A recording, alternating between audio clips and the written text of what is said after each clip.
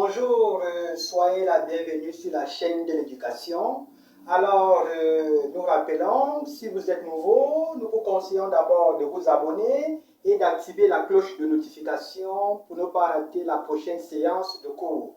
Alors, abonnez-vous, activez la cloche de notification pour être toujours informé dès que nous mettons directement une leçon en ligne pour votre bonne formation. Alors, si vous êtes toujours nouveau, nous vous rappelons d'être concentré sur la chaîne de l'éducation, puisque c'est la chaîne du succès, et rien que du succès. Alors, le premier chapitre d'aujourd'hui, c'est un cours de terminale scientifique, et terminale aussi technique, ceux qui font l'enseignement technique, et aussi c'est un cours pour les enfants de première, enseignement technique, si vous faites aussi enseignement technique, première, industrielle et BT. Alors, nous sommes en terminale, comme nous disons tout à l'heure là, c'est un nouveau cours pour les enfants, les nouveaux enfants sortant du premier, sortant de la première, c'est un nouveau cours pour eux, les nombres complexes. Alors, si vous êtes bien concentrés, commençons le cours du jour.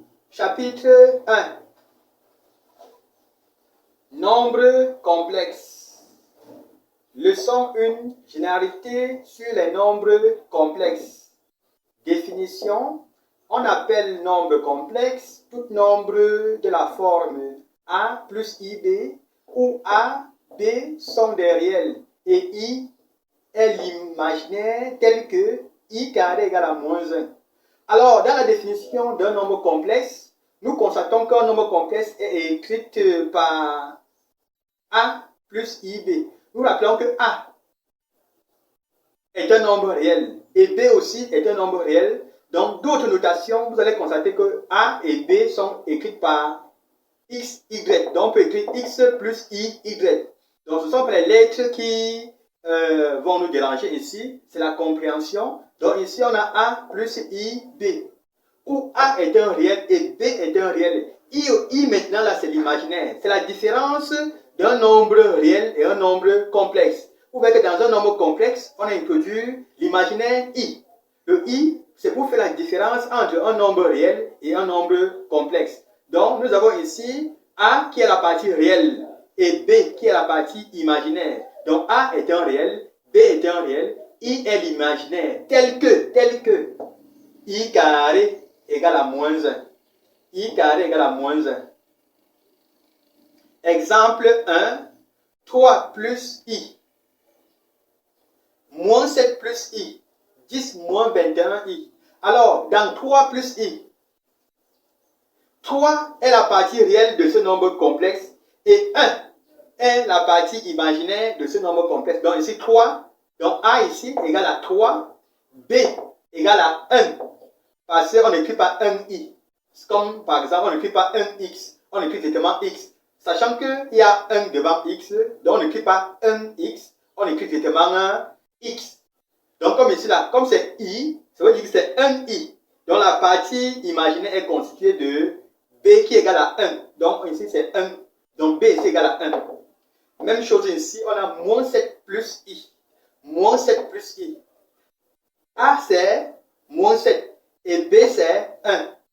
Et dans 10 moins 21I, on a A qui est égal à 10 et B qui est égal à moins 21. Alors, l'ensemble des nombres complexes est noté C. Voilà, grand C. Donc, nous sommes dans les nombres complexes. L'ensemble des nombres complexes est noté grand C. Comme nous étions en première, l'ensemble des nombres réels était noté quoi? Grand R. Alors, ici, l'ensemble des nombres complexes est noté grand C. Tel que bien, on a l'ensemble des nombres entiers naturels est inclus dans l'ensemble des nombres entiers relatifs. L'ensemble des nombres entiers relatifs est inclus dans l'ensemble des nombres décimaux.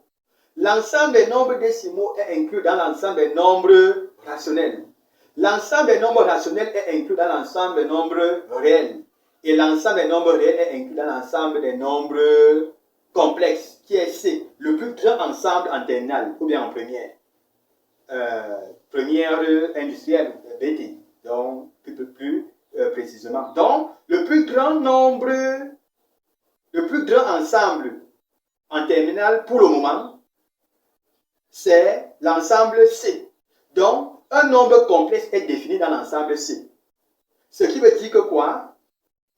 Un nombre réel est un nombre complexe. Donc, par exemple, si vous dites à une personne, donnez-moi 100 francs. 100 francs est un nombre réel, donc c'est un nombre complexe. Donc, tous les nombres réels sont des nombres complexes. Mais un nombre réel peut être un nombre complexe, pardon. Un nombre complexe peut être un nombre réel. Un nombre complexe peut être un nombre réel, mais pas forcément.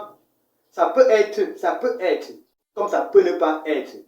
Mais la réciproque n'est pas vérifiée, donc n'est pas toujours vrai. Donc c'est pour ça que nous disons qu'un nombre réel est un nombre complexe. Un nombre complexe n'est pas toujours forcément un nombre réel, parce que la réciproque n'est pas toujours vraie.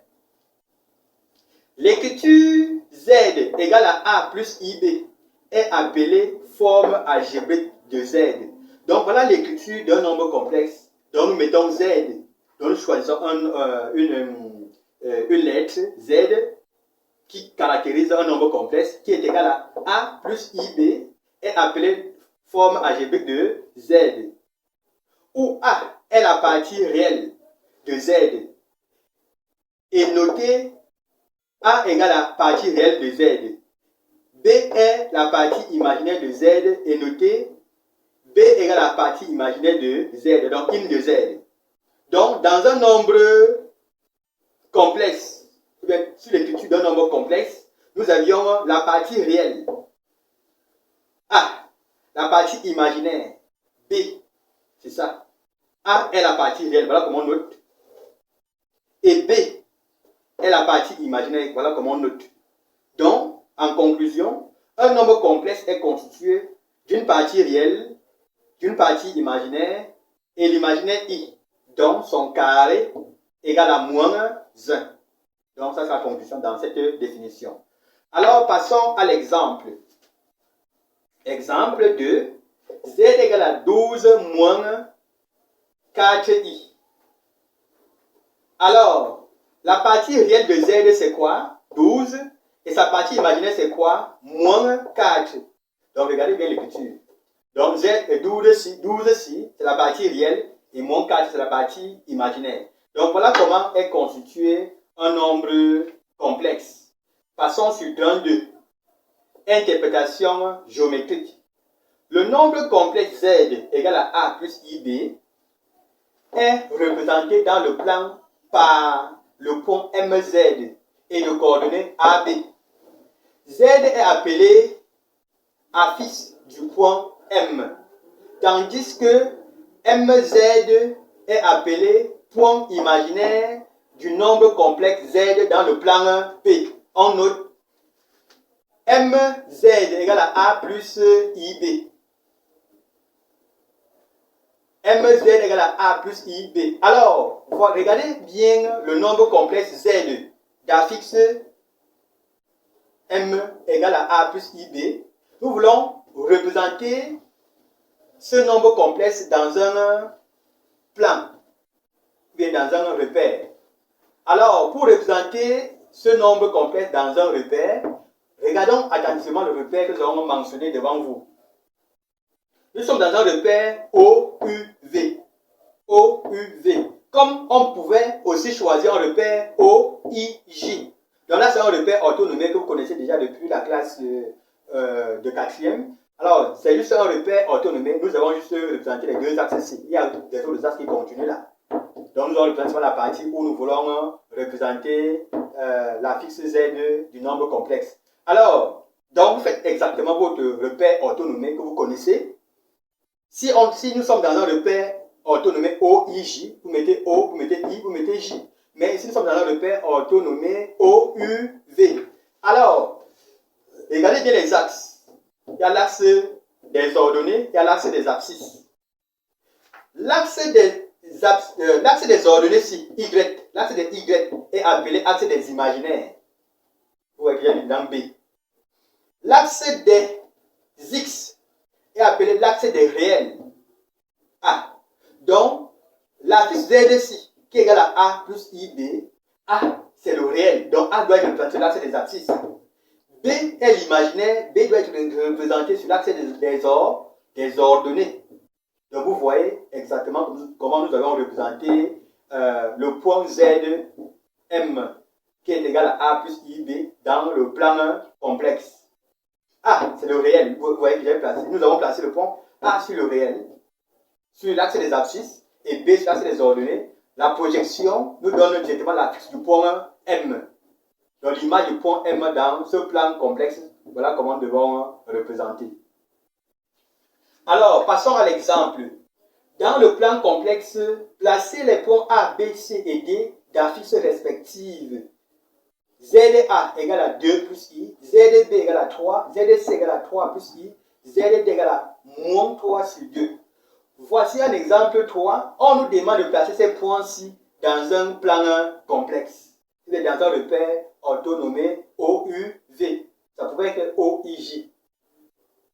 Alors, voici notre repère. Nous faisons exactement le repère orthonomé, comme nous faisons souvent dans les classes intermédiaires, c'est-à-dire les classes précédentes. Alors, nous avons représenté un repère OUV et nous avons gradué normalement. L'axe des abscisses est l'axe des réels. L'axe des ordonnées est l'axe des imaginaires. L'axe ZA qui est égal à 2 plus I. L'axe ZA qui est égal à 2 plus I. Donc, le réel, c'est 2. Donc, il passe sur l'axe des abscisses, je mets le point 2. J'identifie le point 2. C'est ça. J'identifie le point 2.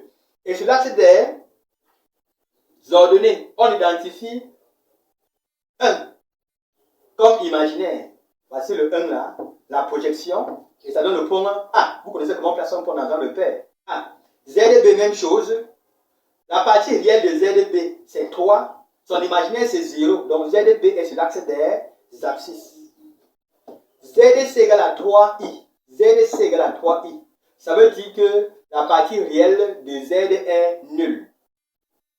La partie réelle de Z est nulle. Donc, Z doit être représenté seulement sur l'axe des ordonnées. 3I. Voici les 3I là. C'est le point C. 3I. ZD égale à moins 3 demi. ZD égale à moins 3 demi. Ça veut dire que la partie imaginaire de Z est nulle. Donc, moins 3 demi, c'est là. Donc, moins 1,5. C'est là, moins 3 demi. C'est sur l'axe des abscisses.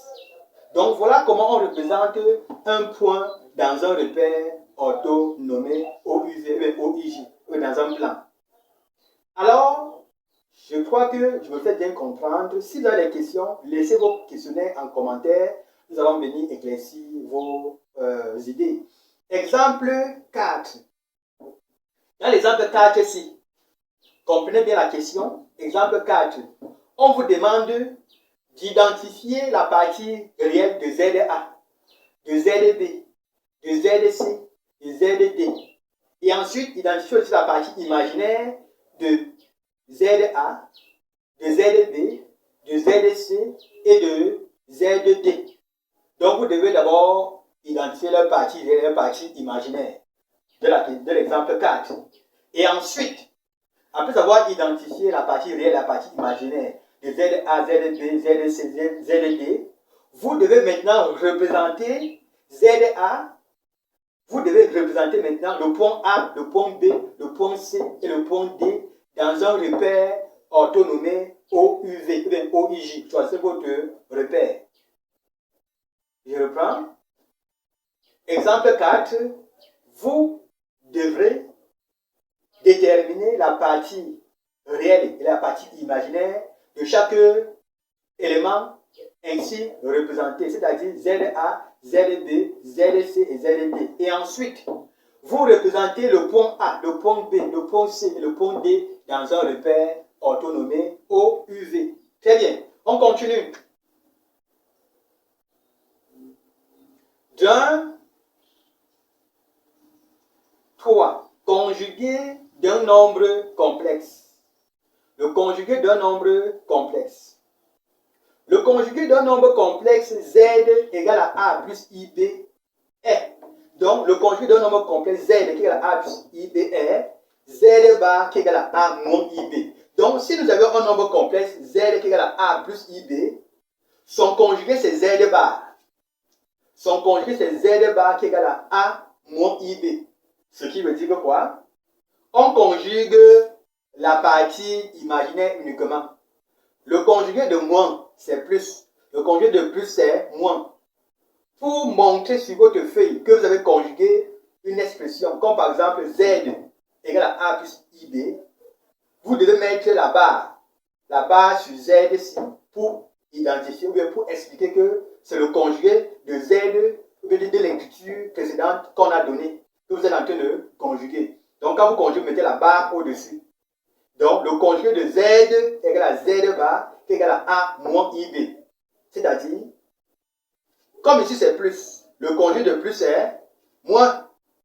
Et le conjugué de moins c'est plus. Et nous vous rappelons que on conjugue rien que la partie imaginaire. Donc, on change le signe devant, rien que devant la partie imaginaire.